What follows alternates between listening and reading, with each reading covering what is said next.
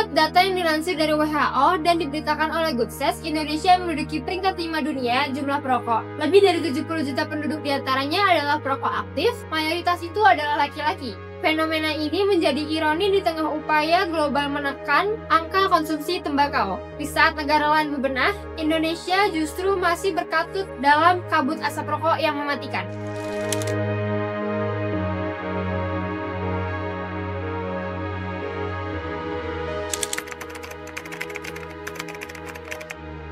Ya karena saya pikir ini kan ruangan terbuka, makanya saya bisa ngerokok kapan aja gitu kan. Kecuali kalau misalkan emang ruangan tertutup, jarang ngerokok, saya maklumin. Tapi kalau misalkan di ruangan terbuka ya oke aja menurut saya gitu maksudnya. Rokok itu kenapa ada larangannya? Karena sudah ada penelitian yang membuktikan dia impactful-nya itu terlalu banyak, bro. Oke. Clear ya? Clear. Karena dia benda asing yang tidak bisa diproses oleh tubuh. Asap rokok nggak dimakan. Ya, asap rokok nyangkut di paru, apa yang bisa diproses? Emang parumu ada filter? Ya. Nggak ada. Ya, betul. Masuk akal ya? Ya.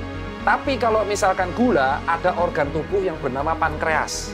Oke. Pankreas menghasilkan insulin, dia mengontrol gula darah. Clear, jadi tubuh memiliki pankreas yang menghasilkan insulin untuk mengontrol gula darah. Jadi alasannya gula darah itu diedukasi. Ada derajat 1, 2, 3, 4, sisanya tergantung Anda. Karena ada gulanya juga, ada organ tubuhnya. Sama kayak alkohol, ada juga organ tubuhnya. Tapi rokok, asapnya, sama kayak polusi, itu tidak ada organ yang bisa menyaring itu.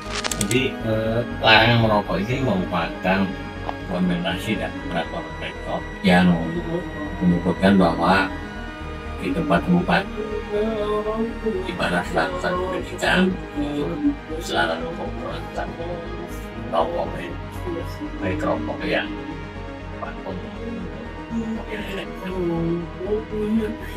kepentingannya adalah kita menjaga kesehatan seluruh kita sertifikat, kemudian juga kebersihan.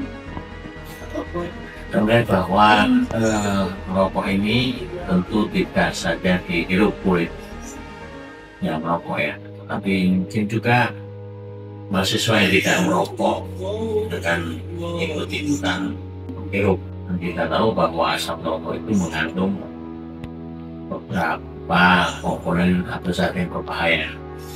Untuk itu konteksnya adalah kita melindungi seluruh sivitas. Nah kalau kebersihan jelas kita melihat saat ini kesadaran kita semua terkait dengan kebersihan itu belum teruji dengan baik. Sehingga kita melihat beberapa lokasi di mana mahasiswa atau mungkin karyawan kebersihan merokok itu puntungnya dibuang sembarangan aja. Kita menemukan misalnya di lantai dasar, kemudian di lorong-lorong tangga darurat, kemudian di toilet. Berapa kali petugas itu menemukan puntung rokok itu. Artinya berarti mahasiswa dan mungkin juga karyawan dosen itu kesadaran akan kebersihannya belum maksimal sehingga puntung rokok itu dibuang semua.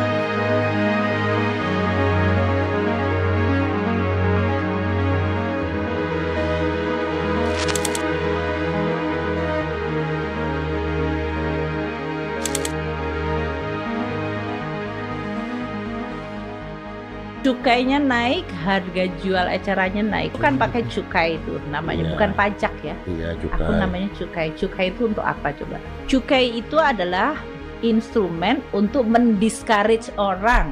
Discourage orang untuk consume atau melakukan sesuatu yang dianggap buruk.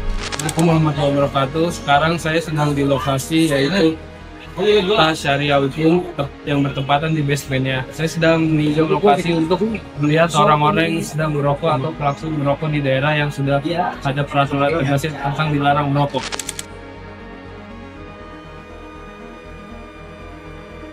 Ini dilarang merokok itu banyak memang. Oh iya, HP bang ya. Bang ya.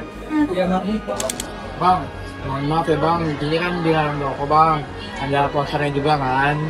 Ini juga daerahnya daerah dilarang merokok bang. Jadi jangan merokok di sini ya bang. Tolong ya. Ya, tadi gue matiin ya ini ya. sudah banyak peringatan untuk kita menjaga kesehatan tubuh kita. Salah satunya dengan kalimat ini, jika sehat begitu pentingnya, mengapa tak mudah dijadikan kebiasaan?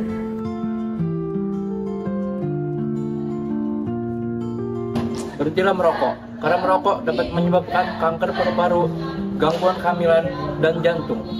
Bahkan perokok pasif pun masih bisa terkena dampaknya dari perokok aktif. Jadi katakan tidak pada merokok. Katakan tidak pada merokok.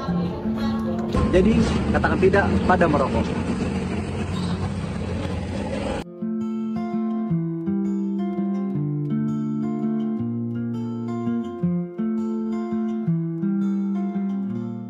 Asap rokok bukan hanya berbahaya untuk kesehatan pribadi, tetapi juga mengancam lingkungan sekitar dan generasi muda.